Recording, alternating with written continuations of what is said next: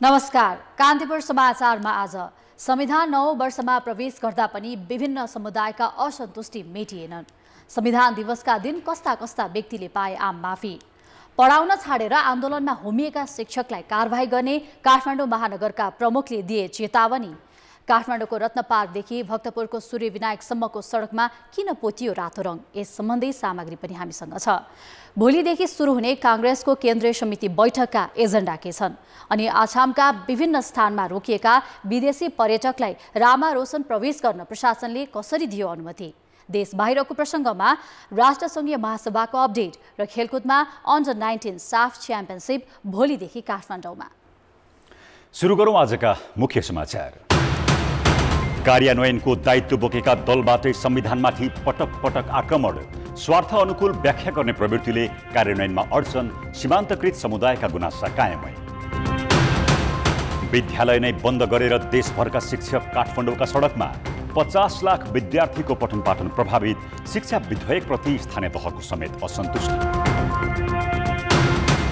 चालु आर्थिक वर्षमा नेपाली अर्थतन्त्र सुध्रने एसियाली विकास बैंकको प्रक्षेपण, आर्थिक वृद्धि दर 4.3% हुने अनुमान, बजेटका लक्ष्य पूरा गर्न भने चुनौती। द्वन्द्वग्रस्त नागोर्नो काराबाखमा युद्धविराम गर्न आर्मेनियाली लडाकु सहमत, हतियार बिसाउने प्रतिबद्धता, नागरिक सुरक्षाका लागि रुस जिम्मेवार हुनुपर्ने आर्मेनियाको भनाइ।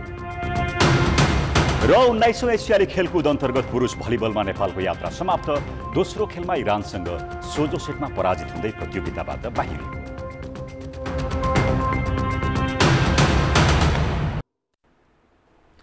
अमेरिका भ्रमणमा रहेका प्रधानमन्त्री पुष्पकमल दाहाल आज राष्ट्रसङ्घीय जलवायु सम्बन्धी सम्मेलनमा सहभागी हुँदैछन्। प्रधानमन्त्री दाहाल आज युएसएड, फोर्ड फाउन्डेसन र रकफेलर फाउन्डेसनले आयोजना गरेको डेमोक्रेसी डेलिभर्स कार्यक्रममा सहभागी भएका थिए भने महामारी रोकथाम तयारी तथा प्रतिक्रियाका बारेमा आयोजना गरिएको उच्चस्तरीय बैठकमा पनि सहभागी भएका थिए। जलवायु सम्मेलनपछि दाहाल विकासका लागि लगानी विषयक उच्चस्तरीय संवादमा सहभागी हुनेछन्। प्रधानमन्त्री दाहाल आजै नेपाली व्यवसायीले आयोजना गरेको अन्तर्क्रिया तथा रात्रिभोजमा सहभागी हुनेछन्। प्रधानमन्त्री दाहालले भोलि राष्ट्रसङ्घ महासभामा सम्बोधन गर्नेछन्। उनले नेपालको शान्ति प्रक्रियाबारे अन्तर्राष्ट्रिय समुदायलाई आश्वस्त पार्ने प्रयास गर्नेछन्। यसै विषयमा थप जानकारी दिन अमेरिकाको न्युयोर्कबाट सहकर्मी सुमन पन्थ प्रत्यक्ष सम्पर्कमा जोडिएका छन्। सुमनजी, प्रधानमन्त्रीको आजको कार्यतालिका के छन्, थप जानकारी गराउनुहोस्। भने जस्तै प्रधानमन्त्री दाहालले हिजो र अस्ति चाहिँ जुन दिगो विकासको लक्ष्य सम्बन्धीमा कार्यक्रममा सहभागी भएका थिए र त्यो दिगो विकासको लक्ष्य प्राप्तिमा चाहिँ हाम्रो स्रोतको निकै ठुलो स्रोत जुटाउनु पर्ने निकै ठुलो समस्या छ। त्यसमा चाहिँ उनले वर्ल्ड इकोनोमिक फोरममा चाहिँ आज नेपालले गरेका एचिभमेन्ट र अब नेपाल जस्ता अल्प विकसित देशहरूले कसरी स्रोत जुटाउने भन्ने विषयमा एउटा महत्त्वपूर्ण सेसनमा सहभागी हुँदैछन्। अहिले पनि हाम्रो झन्डै 30% स्रोतको कमी छ यो दिगो विकासका लक्ष्य प्राप्तिमा। सबैभन्दा महत्त्वपूर्ण एउटा त्यो सेसन छ भने त्यस्तै प्रधानमन्त्री दाहालले चाहिँ यो high level meeting on pandemic preparedness and response जुन हाम्रो कोरोना महामारीमा ठुलो क्षति भएको थियो, त्यस्ता प्रकोपहरू आउँदाखेरि चाहिँ कसरी पूर्व तयारी गर्ने भन्ने विषयमा पनि सहभागी जनाउँदै रहेका छन्। र सबैभन्दा महत्त्वपूर्ण अर्को पक्ष भनेको क्लाइमेट चेन्ज एम्बिसन समिट भनिएको छ, जस्तो नेपाल जस्ता देशले जलवायु परिवर्तनबाट सिर्जित समस्याबाट कसरी भनौँ न नेपालले जलवायु परिवर्तन सम्बन्धित बाट चाहिँ कसरी उम्किने र त्यसका रेस्पोन्स कसरी गर्ने भन्ने विषयमा पनि एउटा महत्त्वपूर्ण सेसन छ। र सबैभन्दा महत्त्वपूर्ण यस अगाडि तपाईँले पृष्ठभूमिमा भने जस्तै दिगो विकासका लक्ष्य प्राप्तिमा चाहिँ हाम्रो जुन स्रोतको कमी छ त्यसलाई पूर्ति गर्नका लागि बहुराष्ट्रिय भनौँ न बहुपक्षीय निकायहरूसँग छलफल गर्दैछन्। त्यस्तै बेलुका चाहिँ प्रधानमन्त्रीले नेपाली व्यवसायीहरूसँग अन्तर्क्रिया गर्ने, नेपालमा लगानी भित्राउने भन्ने विषयमा छलफल गर्ने र भोलि राष्ट्रसङ्घीय महासभामा पनि नेपाल जस्ता देशले भोगेका समस्याका विषयमा चाहिँ उजागर गर्ने र जुन जलवायु परिवर्तनको असरबाट हाम्रा जस्ता देशलाई कसरी जोगाउने, जस्तै अहिले खाद्य सुरक्षामा त्यस्तै चुनौती दिएको छ र जुन हामीले भने जस्तै जुन दिगो विकासका लक्ष्य प्राप्तिमा अहिले पनि हाम्रो झन्डै 2 करोड मान्छे सामाजिक सुरक्षा बाहिर छन्, भोकमरी चाहिँ 2005कै अवस्थामा आएको छ। यस्ता ग्लोबल तथा तर क्षेत्रीय रूपमा देखिएका समस्यालाई चाहिँ समाधान गर्ने उपायका विषयमा चाहिँ प्रधानमन्त्रीले स्रोत खोज्नेदेखि लिएर आफ्ना समस्या राख्नेदेखि र राष्ट्रसङ्घको ध्यानाकर्षण गराउने कार्यक्रम रहेको छ र प्रधानमन्त्री दाहाल चाहिँ यी सबै तयारी सकेर भोलि राष्ट्रसङ्घमा आफ्नो सम्बोधन सकेर चीन जाने पनि तयारी गरिरहेका छन्। नेपाली अधिकारीहरूसँग मैले सम्पर्क गरेको थिएँ, उहाँहरूले चाहिँ चीन भ्रमणको विषयमा पनि सँगसँगै तयारी भइरहेको हामीलाई जानकारी दिनुभएको छ। प्रवीणजी हुन्छ। सुमनजी, यहाँलाई धन्यवाद जानकारीका लागि। उनी थिए अमेरिकाको न्युयोर्कबाट सहकर्मी सुमन पन्थ। संयुक्त राष्ट्रसङ्घको महासभामा भाग लिन अमेरिका पुगेका प्रधानमन्त्री दाहालको भ्रमण तालिकाका विषयमा कुरा गर्दै 8औं संविधान दिवस आज विभिन्न कार्यक्रम गरी मनाइएको छ। सरकारले सैनिक मञ्च टुँडिखेलमा आज विशेष समारोह आयोजना गर्यो। समारोहलाई सम्बोधन गर्दै कार्यवाहक प्रधानमन्त्री एवं रक्षा मन्त्री पूर्णबहादुर खड्काले संविधान कार्यान्वयनलाई गति दिँदै राजनीतिक स्थायित्व, शान्ति र सुशासन कायम गर्ने दिशामा सरकार प्रयासरत रहेको बताए। संविधानका आधार स्तम्भ सबल बन्दै गएसँगै देशमा राजनीतिक स्थायित्व कायम भएकाले अबको कार्यसूची सुशासन, समृद्धि र सामाजिक न्याय भएको उनले स्पष्ट पारे। समारोहमा राष्ट्रपति रामचन्द्र पौडेलसहित मन्त्रीहरू, संवैधानिक निकायका प्रमुख एवं पदाधिकारी, नेपालस्थित विदेशी कूटनीतिज्ञ लगायत सहभागी बनेका थिए। समारोहमा नेपाली सेनाले हेलिकप्टरबाट पुष्पवृष्टि गर्नुका साथै टुँडिखेलमा परेड तथा मार्चपास गरेको थियो।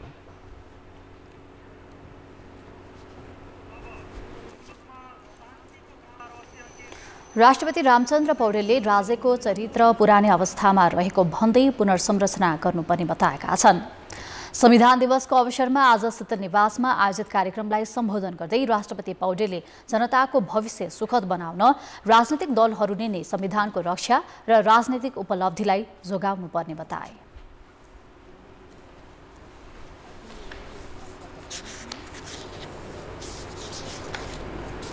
कतै हाम्रा कमजोरीलाई व्यवस्थाका कमजोरी भनेर लोकतन्त्रको आदर्शलाई अपव्याख्या गर्ने काम त भइरहेको छैन।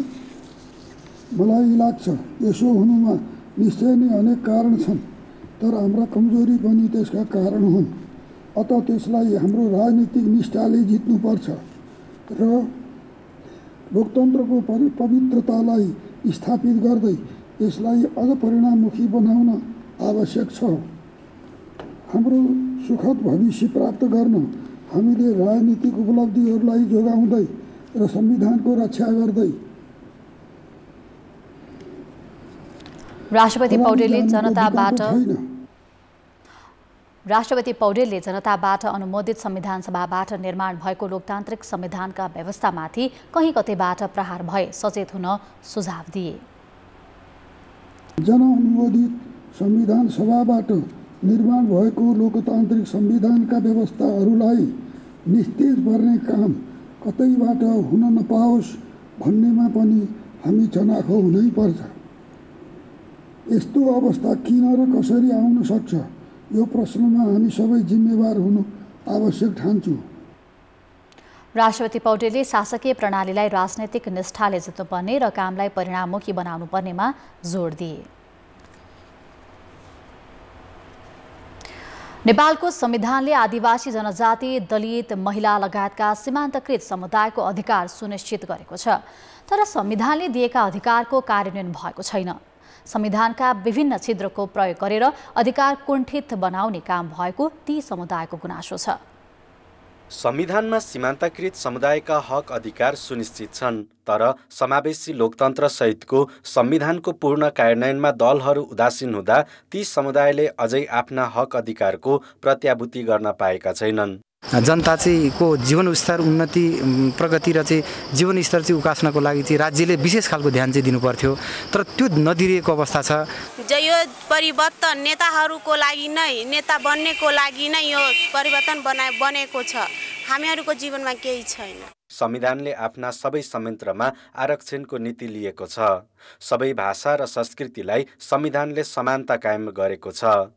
आदिवासी जनजाति, दलित, मधेसी, थारू, महिला, समावेशी लगायतका संवैधानिक आयोग नै बनाएर ती समुदायको समस्या समाधानको प्रयास भएको छ। जातीय तथा लैङ्गिक आधारमा हुने विभेदलाई कानुनी रूपमा दण्डनीय मानिएको छ, तर यी सबै व्यवस्थाको कार्यान्वयन पक्ष कमजोर रहेको र आरक्षण नीति समेत प्रभावकारी नभएको गुनासो सरकारवालाहरूको छ। संविधानमा उपलब्धि भनेका जुन 4वटा पिलर भनिएको हो, खम्बा भनेको संघीयता, गणतन्त्र, धर्मनिरपेक्षता र समावेशिता त्यसको मूल स्पिरिटलाई पकडेर कार्यान्वयनमा नजाँदाखेरि यो संविधानमाथि प्रश्नहरू ती समुदायले त्यो जुन हिजोको असन्तुष्टि थियो त्यो असन्तुष्टि कायमै रहेको जस्तो देखिएको छ। संविधानमा जति पनि प्रावधानहरू लेखिएका थिए अक्षरश ती प्रावधानहरूलाई चाहिँ पालना गर्ने गराउने क्रममा कार्यान्वयन गर्ने क्रममा चाहिँ एकदमै त्यो छिद्रहरू धेरै थिए होइन। पहिला लेखिँदाखेरि तिनै छिद्रहरूको आधारमा चाहिँ त्यसलाई चाहिँ शासकहरूको आफ्नो पक्षमा चाहिँ त्यसलाई कार्यान्वयन गरिँदै ल्याइएको छ होइन। त्यो कारणले चाहिँ पछिल्लो समयमा धेरै एक खालको निराशा पनि अनि अपनत्व ग्रहण गर्ने समुदाय पनि घटेका छन्। संवैधानिक व्यवस्थाको पूर्ण कार्यान्वयन नहुँदा सीमान्त समुदायमा संविधानप्रति विकर्षण बढेको र त्यसको प्रमुख कारण दलहरूको सत्ता मोह रहेको विश्लेषकको बुझाइ छ।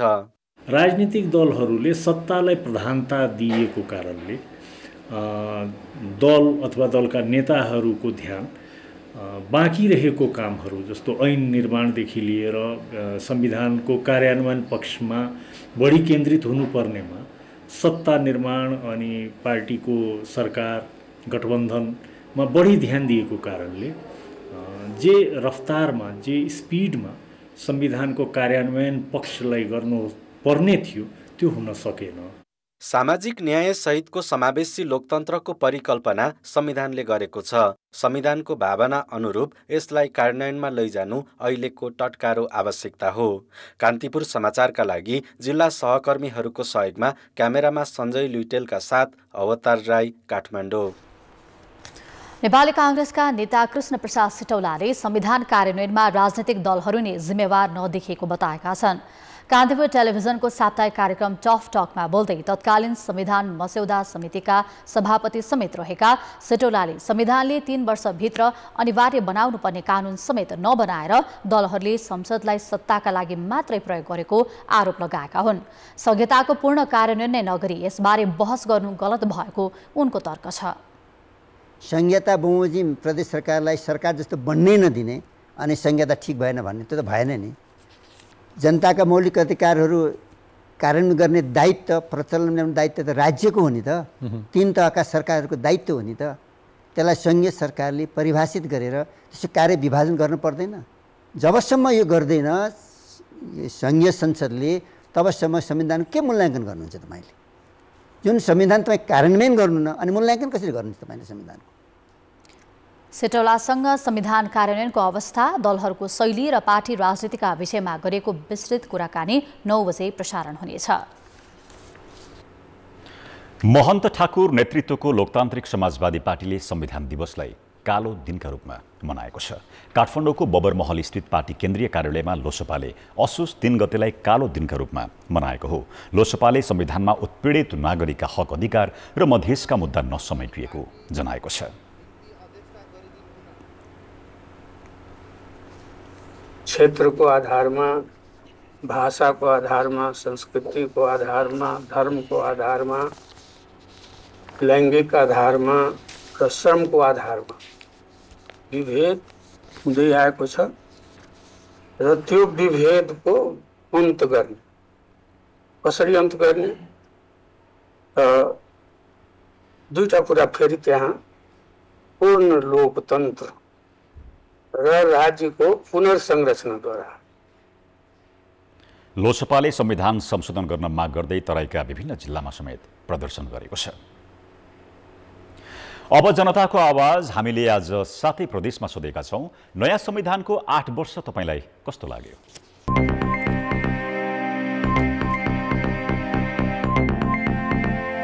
नागरिकहरूलाई केही अहिलेसम्म राम्रो व्यवस्था, राम्रो संविधान नियम कानुन छैन। संविधानमा नियम कानुन बनाइएको छ तर त्यही हक अधिकार पाउनको लागि जनतालाई एकदमै त्यो लडाई लड्नु परेको छ। संविधानले निर्दिष्ट गरेका कानुनहरू निर्माण गर्नुपर्ने अझै बाँकी नै छन्। वडा तहसम्म पनि फेरि 2 जना महिलाहरूको प्रतिनिधित्व हुने भन्ने जुन संविधानमा आयो त्यो कुराले चाहिँ महिलाहरू चाहिँ उत्साहित नै भएको चाहिँ मलाई लागेको छ। अझै पनि संहिताको पूर्ण कार्यान्वयन हुन नसकेको हो कि 3 तहका सरकार बीचमा आफै अझै कतै कन्फ्युजन हो कि सारा जनताको न विदेश बेचे के गरे के राखे अन्त नेताले त केही त राखेन। हाम्रो मधेसलाई दुख दिया छ यो संविधानले केही गरेका छैन हाम्रो यो संविधानले मधेसलाई। कृषकहरूले मलको सुविधा पाएनन्, युवाहरूले रोजगारको सुविधा पाएनन्। यस्तै असुविधाले गर्दा चाहिँ जनताहरू चाहिँ नेपाली जनताहरू चाहिँ अझै दुखीमा छ। केही पर्सेन्ट अधिकारहरू प्रयोग भएको जस्तो लाग्छ। सत्ता परिवर्तनका लागि आफ्नो स्वार्थानुकूल त्यसलाई चाहिँ विश्लेषण गरेर त्यो अनुसारको वर्णन गरेर चाहिँ यसले दुरुपयोग गरेको पनि देखिएको छ। संविधानमा चाहिँ अब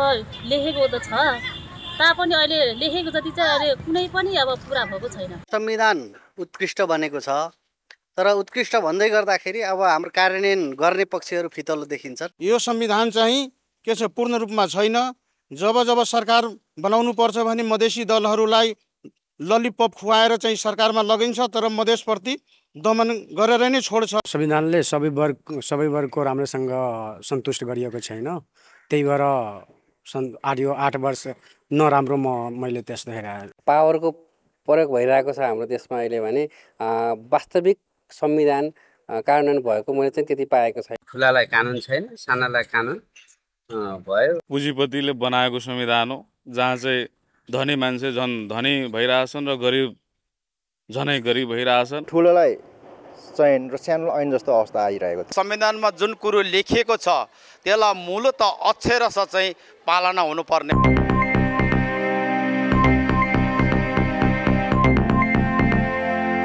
नेपालको संविधान 9औं वर्षमा प्रवेश गरेको छ। संविधान जारी भएको 8 वर्षभित्रै राजनैतिक दलहरूले संविधानमाथि नै पटक पटक आक्रमण गरेका छन्।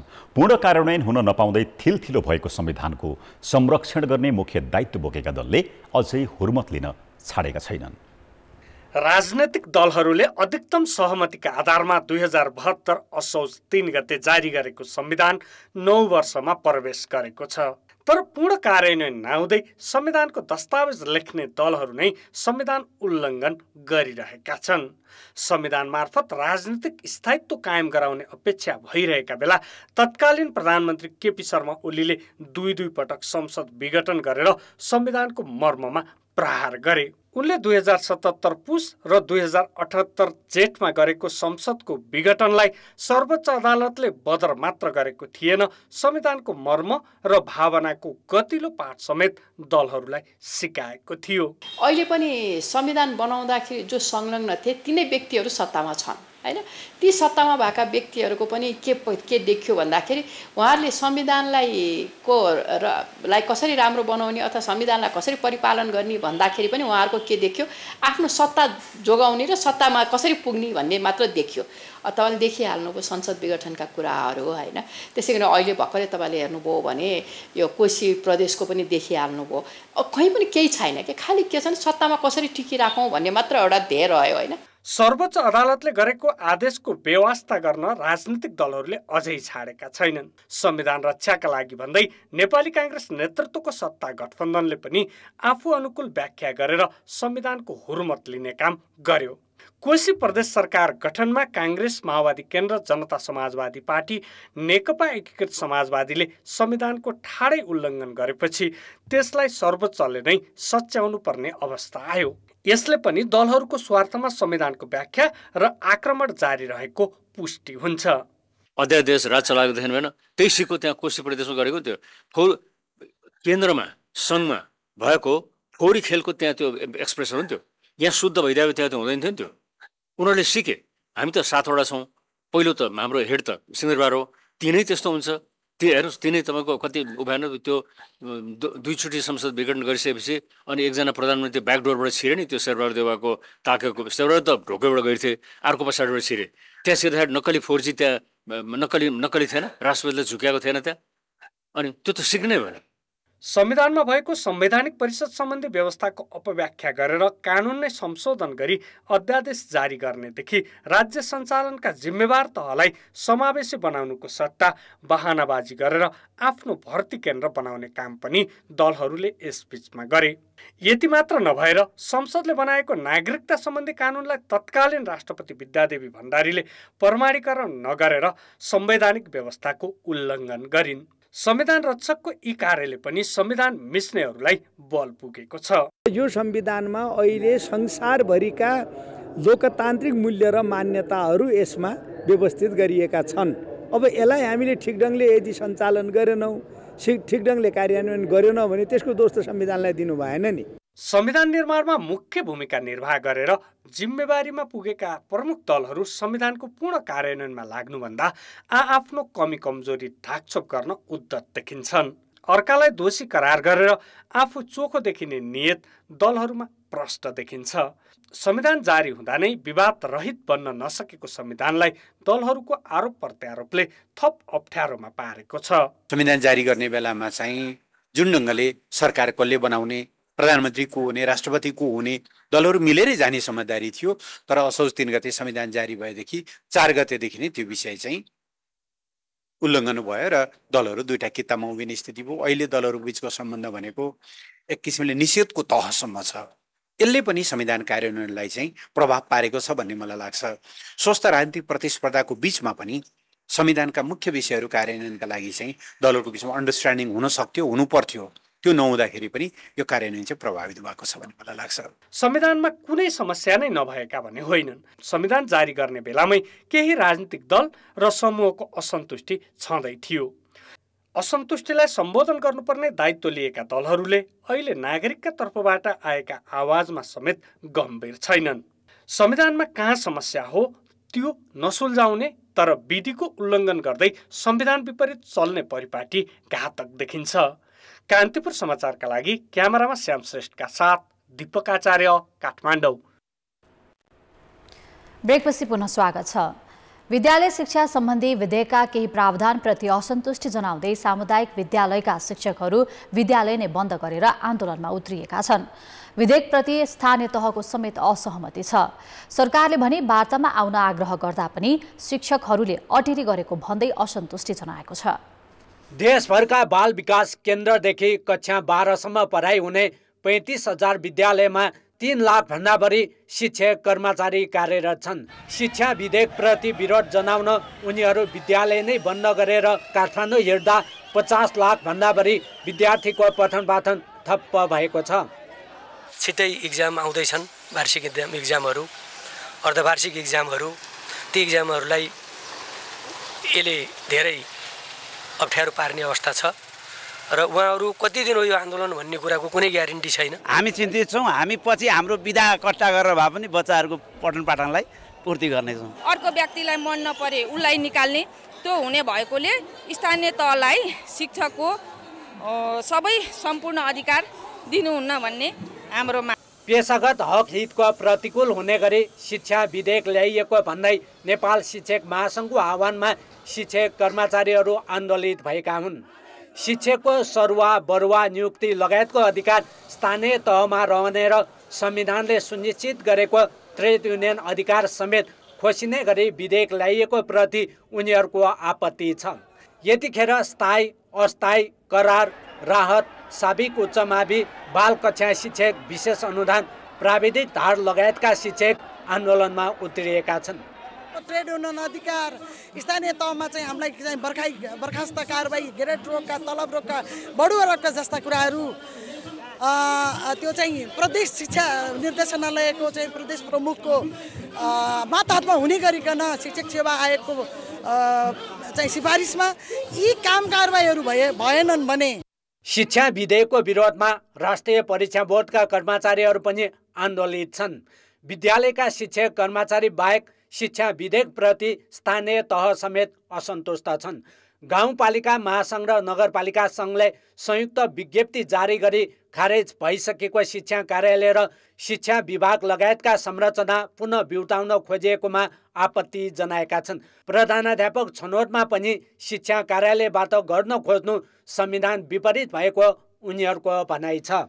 यो जुन शिक्षालाई चाहिँ स्थानीय तहमा मात्रै पूर्ण जिम्मेवार बनाएर सङ्घीय सरकारले अलिकति आफू जिम्मेवारीबाट पन्छिन खोजेको जस्तो पनि देखिएको छ। यो शिक्षा जस्तो महत्त्वपूर्ण चिजलाई सङ्घ र स्थानीय तहले मिलेर एउटा साझा सूचीमै राखेर चाहिँ काम गर्दाखेरि अझै श्रेयस्कर हुने चाहिँ देखिन्छ। शिक्षा मन्त्रालयले भने शिक्षक कर्मचारीको हक हितसँग सम्बन्धित सुझाव विधेयकमा समावेश गरिएको जनाएको छ। शिक्षकको आन्दोलनका कारण लाखौं विद्यार्थीको पठन पाठन प्रभावित हुने भन्दै मन्त्रालयले संवादका माध्यमबाट समाधान गर्न तयार रहेकाले विद्यालय बन्द र आन्दोलनका कार्यक्रम स्थगन गरी वार्तामा आउन आग्रह गरेको छ। सरकारले शिक्षा मन्त्रीको संयोजकत्वमा वार्ता समिति पनि गठन गरिसकेको छ। तर शिक्षक महासङ्घले भने विगतमा भएका सहमति र सम्झौता विपरीत शिक्षकलाई विस्थापित गर्ने गरी विधेयक ल्याइएकाले शिक्षा मन्त्रीको नेतृत्वमा बनेको वार्ता समितिमा बस्न अस्वीकार गरेको छ। महासङ्घको तर्फबाट गुनासोहरू समेट्ने प्रयत्न हामीले बडा विनम्रतापूर्वक तत्परताका साथ गरेका छौँ। वार्तामा बस्न अस्वीकार गर्नुभएको छ। मैले औपचारिक रूपमा लिखित रूपमा विज्ञप्ति जारी गरेर उहाँहरूलाई वार्तामा आउन आह्वान गरेको छु। शिक्षक कर्मचारीको आन्दोलनका कारण बुधबार काठमाडौँको नयाँ बानेश्वरदेखि माइतीगढसम्मको यातायात 4 घण्टाभन्दा बढी प्रभावित बन्यो। सामुदायिक विद्यालयमा कार्यरत शिक्षकहरू हक हित र पेसागत अधिकारको सुनिश्चितताको माग गर्दै राजधानी केन्द्रित आन्दोलनमा छन्, जसले गर्दा देशैभरका सामुदायिक विद्यालय प्रभावित बनेका छन्। शिक्षकहरूले राखेका मागप्रति सरकार गम्भीर बन्नु जरुरी छ। कान्तिपुर समाचारका लागि क्यामेरामा विकास जोशी र रूपक कोइरालाका साथ नारायण किलम्बु, काठमाडौँ। काठमाडौँ महानगरपालिका प्रमुख बालेन्द्र शाहले शिक्षक आन्दोलनका नाममा विद्यालय बन्द गरिए कारबाही गर्ने चेतावनी दिएका छन्। शाहले सामाजिक सञ्जाल मार्फत महानगर पनि शिक्षा विधेयकप्रति असन्तुष्ट रहेको तर यही बहानामा शिक्षकले पठन पाठन बन्द गराएर आन्दोलनमा गए कारबाही गर्ने चेतावनी दिएका हुन्। उनले शिक्षा विधेयक संघीय संसदमा दर्ता गरेकोमा समेत असन्तुष्टि जनाएका छन्। अब जनमतको अन्तिम परिणाम। जनमतमा हिजो हाम्रो प्रश्न थियो, चाडबाडका बेला चिनीको मूल्य किन अस्वाभाविक रूपमा बढाइने गरेको होला? ए व्यापारीको मन परी, बी फितलो नियमन र सी उत्पादन नै कम भएर। जनमतको अन्तिम परिणाम यस्तो छ, ए व्यापारीको मन परीमा 70%, बी फितलो नियमनमा 24% र सी उत्पादन नै कम भएरमा मात्र 6% मत प्राप्त भएको छ। अब आजको प्रश्न जनमत। हाम्रो प्रश्न छ, विद्यालय बन्द गरेर शिक्षकहरू नै आन्दोलनमा उत्रनुलाई के भन्ने? ए शिक्षामा राजनीति, बी विश्वासको सङ्कट र सी अधिकारको खोजी। जनमतको अन्तिम परिणाम भोलि साँझ 8 बजेको कान्तिपुर समाचारमा प्रसारण गर्नेछौँ। कृपया NEWS news space A, B वा C टाइप गरी 34001मा SMS गरी आफ्नो मत व्यक्त गर्नुहोला। 8औं संविधान दिवसको अवसरमा राष्ट्रपति रामचन्द्र पौडेलले 50% कैद भुक्तान गरेका 667 र 3 जना ज्येष्ठ नागरिक समेत गरी 670 जनाको बाँकी सजाय मिनाहा गरिदिएपछि उनीहरू आजै रिहा भएका छन्। सरकारको सिफारिसमा कैद माफी पाउनेहरूमा विवादित व्यक्ति समेत परेका छन्।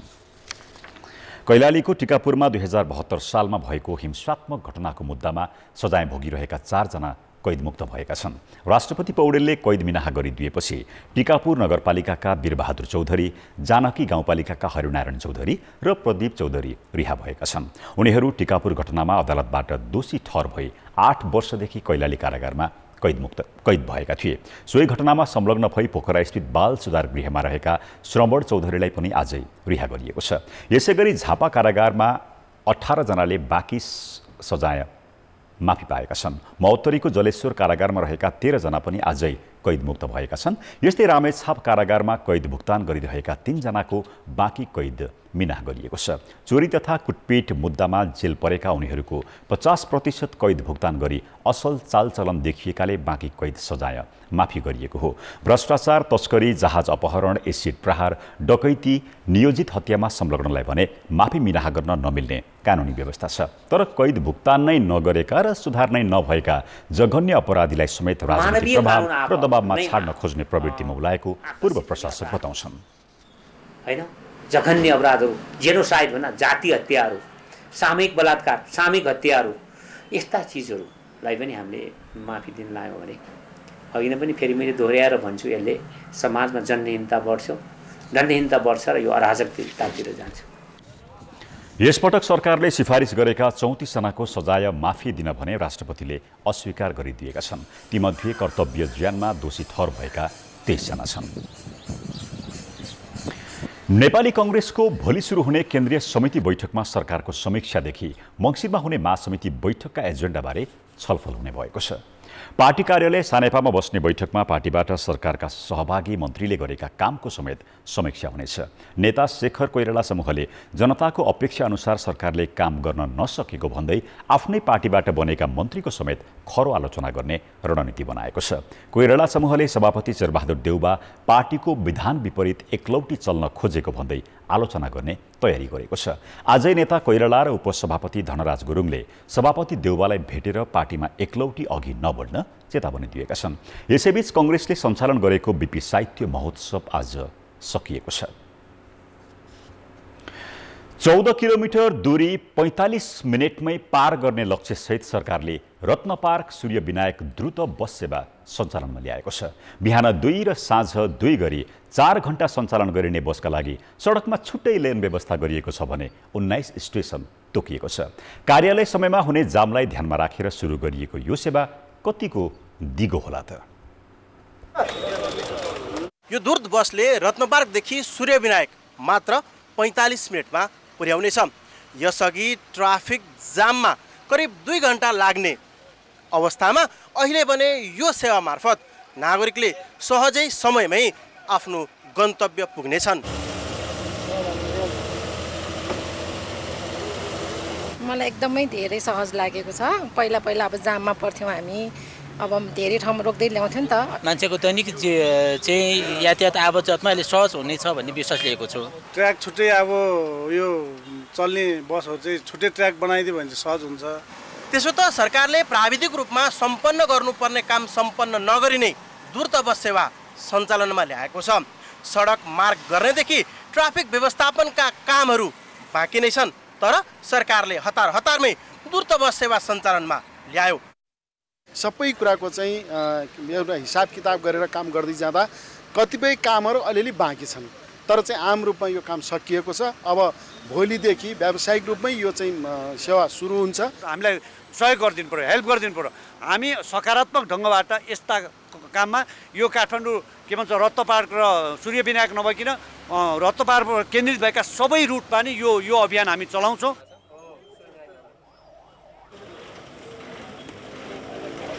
सामान्य चाहिँ धर्को तानेर भनौँ न, रेखा तानेर छुट्याएका छौँ।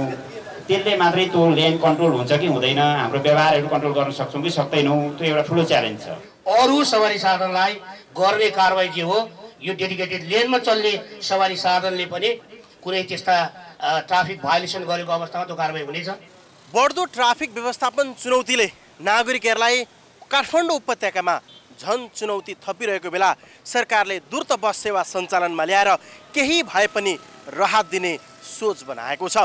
तर द्रुत बस सेवा कहिलेसम्म कसरी सञ्चालन हुन्छ भन्ने यसको निश्चितता छैन।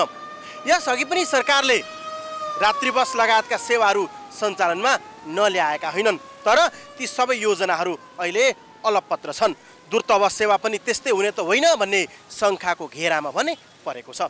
कान्तिपुर समाचारका लागि क्यामेरामा मुरारी घिमिरेका साथमा विकास आचार्य, काठमाडौँ।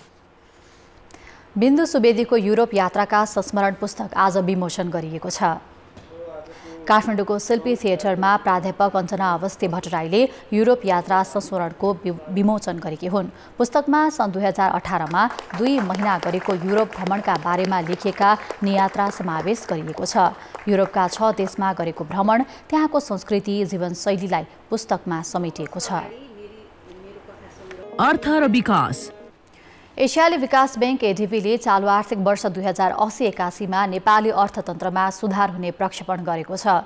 एडिबीको प्रमुख प्रकाशन एसियन डेभलपमेन्ट आउटलुकले नेपालको अर्थतन्त्र 4.3%ले वृद्धि हुने प्रक्षेपण गरेको हो, जुन गत आर्थिक वर्षको अनुमानित वृद्धि 1.9% भन्दा माथि हो। महँगीमा सामान्य कमी, विदेशी मुद्रा सञ्चितमा सहजता र ब्याजदर केही कमी भएसँगै यसले घर जग्गा तथा व्यापार व्यवसाय विस्तार गर्ने एडिबीको प्रक्षेपण छ। यद्यपि पर्याप्त वर्षा नहुनुका साथै अनियमित मौसम प्रणाली र पशुमा फैलिएको लम्पी स्किन महामारीबाट कृषि क्षेत्र भने सङ्कुचित हुने एडिबीको आकलन छ। it changes the monetary policy, long-term economic growth cannot be increased. But this will require structural changes of the economy.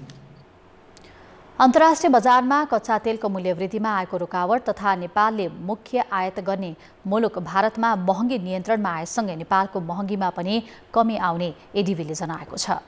एडिबीका Nepal प्रमुख यान ह्यान्सनले मूल्य स्थिरता तथा बाह्य क्षेत्रमा देखिएका केही प्रगतिका बावजुद बजेटको लक्ष्य हासिल गर्न भने चुनौती यथावत रहेको बताए। अजरबैजानले नागोर्नो काराबाखमा आक्रमण गरेको 24 घण्टापछि आर्मेनियाली जातीय लडाकु युद्धविराम गर्न सहमत भएका छन्।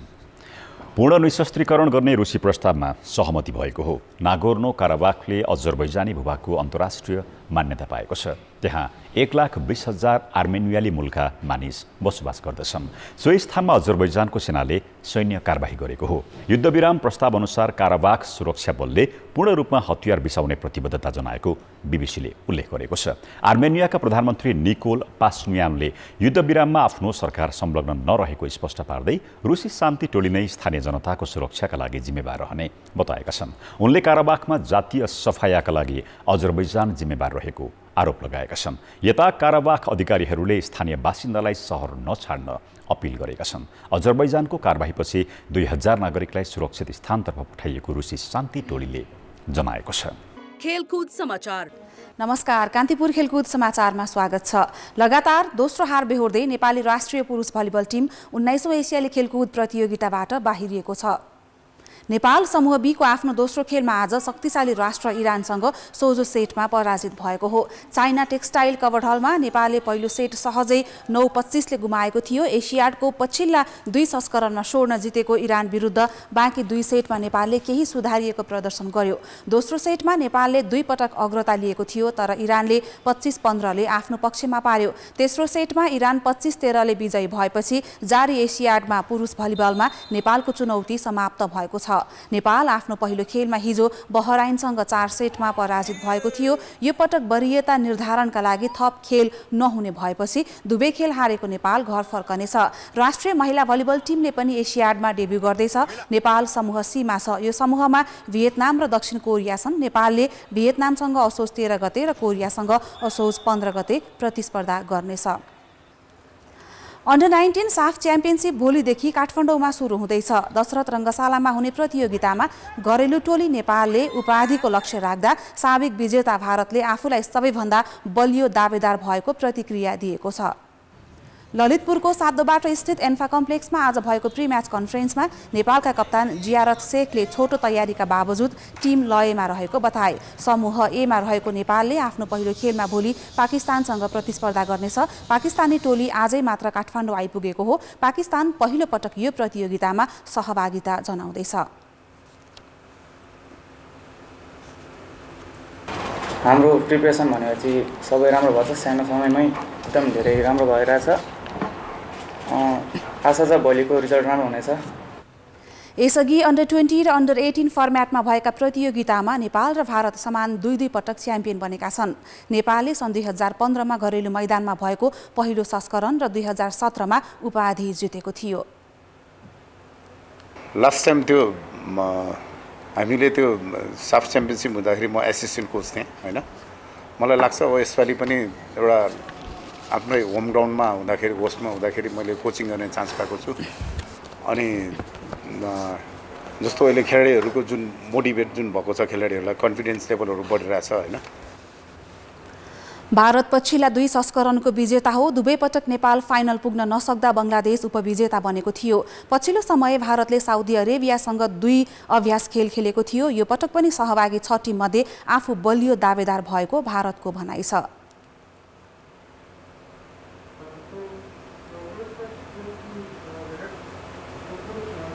We have been practicing since long, almost 2 more years, and due to some unavoidable situation, we forced to close the camps with the unavoidable situation. Before heading to Nepal, we had a great tour to Saudi Arabia. We played couple of matches, and hopefully the preparation was very good. साफका लागि बङ्गलादेशले 4 हप्ताको अभ्यास गरेको छ। मालदिभ्सले बाँकी टिमको तुलनामा व्यावसायिक खेलाडी ल्याएको छ। उसका 90% खेलाडी क्लबमा आबद्ध छन्। भुटानले पनि राम्रो तयारीका साथ नेपाल आएको बताएको छ। उद्घाटन खेलमा दिउँसो 1:30 बजे बङ्गलादेश र भारत आम्ने सामने हुनेछन्। नेपाल र पाकिस्तान बीचको खेल साँझ 5:30 बजे सुरु हुनेछ। अन्डर 19 साफ च्याम्पियनसिप खेल्ने नेपालको टोलीको आज घोषणा भएको छ। यसअघि वैकल्पिक सहित 25 खेलाडी राखिएकोमा प्रशिक्षक सुनिल श्रेष्ठले आज 23 सदस्यीय टोली सार्वजनिक गरेका हुन्। प्रशिक्षक श्रेष्ठले निरज कार्की र निशान्त तामाङलाई बाहिर राखेका छन्। नेपाली टिमको गोलकिपरमा जिया रथसेक, रुबिन बोगटी र अमित टमाटा छन्। डिफेन्समा सेमन्त थापा, विशाल नेपाली, विक्रम तामाङ, आयुष तिमसिना, अश्विन घोरासैनी, दीपक थापा मगर, निशाङ पाराङदेन र गौरव महर्जनले खेल्नेछन्। साफका लागि एन्फाले खुला छनौटबाट 35 खेलाडीलाई सुरुवाती बन्द प्रशिक्षणमा बोलाएको थियो। त्यसपछि नेपाली टिमले 1 महिनाको अभ्यास गर्यो। महिना दिनको अभ्यासपछि मिडफिल्डर कुशल देउवा, लक्ष्ु थापा, प्रशान्त लक्ष्म, अविनाश स्याङथान, अनिल बोमजन, धनसिंह बिके, हरिश राज भट्ट र नेल्सन तामाङ टिममा पर्न सफल भए। नेपाली टिममा फरवार्डको जिम्मेवारी समीर तामाङ, निरञ्जन धामी, सुजन डङ्गोल र सिद्धार्थ अधिकारीले सम्हाल्नेछन्। अखिल नेपाल फुटबल संघका अध्यक्ष पंकज विक्रम नेमुवाङले एन्फामा पछिल्लो समय देखिएका समस्या समाधानका लागि अहिलेको कार्य समिति सक्षम रहेको दावी गरेका छन्। धरानमा आज सुरु भएको रेफ्री कोर्सको उद्घाटन गर्दै अध्यक्ष नेमुवाङले एन्फामा अस्वस्थ राजनीति सुरु भएको बताए। एन्फा अध्यक्ष र महासचिवको बर्खास्तीको माग गर्दै 49 पदाधिकारीले प्रस्ताव दर्ता गराएपछि पहिलो पटक उनले सार्वजनिक रूपमा प्रतिक्रिया जनाएका हुन्। पदाधिकारीले दर्ता गराएको प्रस्तावले गलत नजिर बसेको उनको भनाइ छ। खेलकुद समाचार अहिलेलाई यति नै। कान्तिपुर समाचार अहिलेलाई सकियो। कान्तिपुर टेलिभिजन हेर्दै गर्नुहोला। नमस्ते।